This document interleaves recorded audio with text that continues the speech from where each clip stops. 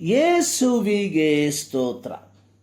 ಇಂದು 30 August 2025.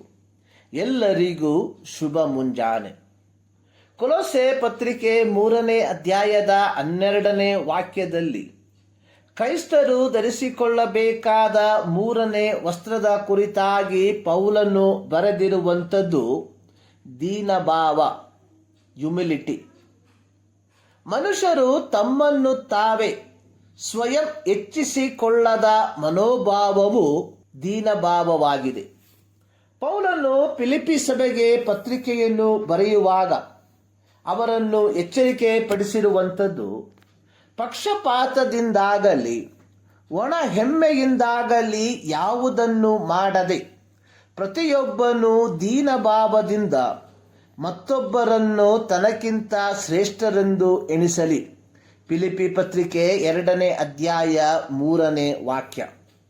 ಸ್ವಯಂ ಹೆಚ್ಚಿಸಿಕೊಳ್ಳುವ ಮನೋಭಾವ ಅದು ಶಾರೀರಿಕವಾದ ಅಥವಾ ಲೌಕಿಕವಾದ ಮನೋಭಾವವಾಗಿದೆ.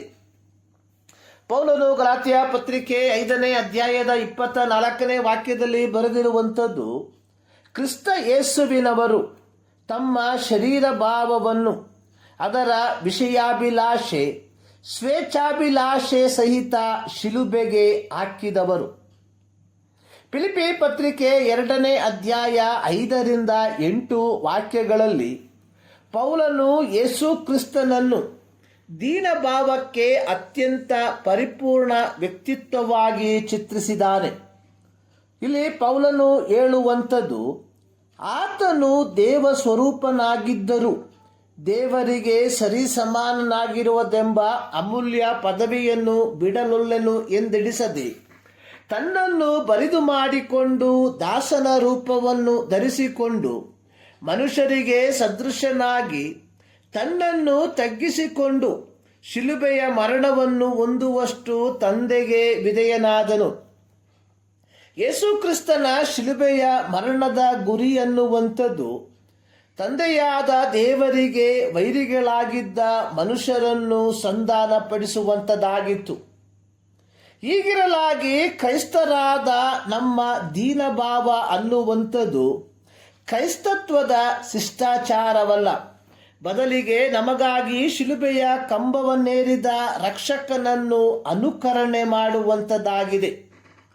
ಆದಿಮ ಸಭಾಪಿತೃವಾಗಿದ್ದ ಅಗಸ್ಟಿನ್ರವರು ಕಲಿಸಿರುವಂಥದ್ದು, ಅಹಂಭಾವ, ಅಹಂಕಾರ, ಸ್ವಯಂ ಹೆಚ್ಚಿಸಿಕೊಳ್ಳುವಂಥದ್ದು ಪಾಪದ ಮೂಲವಾಗಿದ್ದರೆ ದೀನಭಾವ ಸದ್ಗುಣದ ಮೂಲವಾಗಿದೆ ಎಂಬುದಾಗಿ 1 ಪೇತ್ರ 5:5ರಲ್ಲಿ ಪೇತ್ರನು ಹೇಳಿರುವಂಥದ್ದು, ನೀವೆಲ್ಲರೂ ದೀನ ಮನಸ್ಸೆಂಬ ವಸ್ತ್ರದಿಂದ ಸೊಂಟ ಕಟ್ಟಿಕೊಂಡು ಒಬ್ಬರಿಗೊಬ್ಬರು ಸೇವೆ ಮಾಡಿರಿ.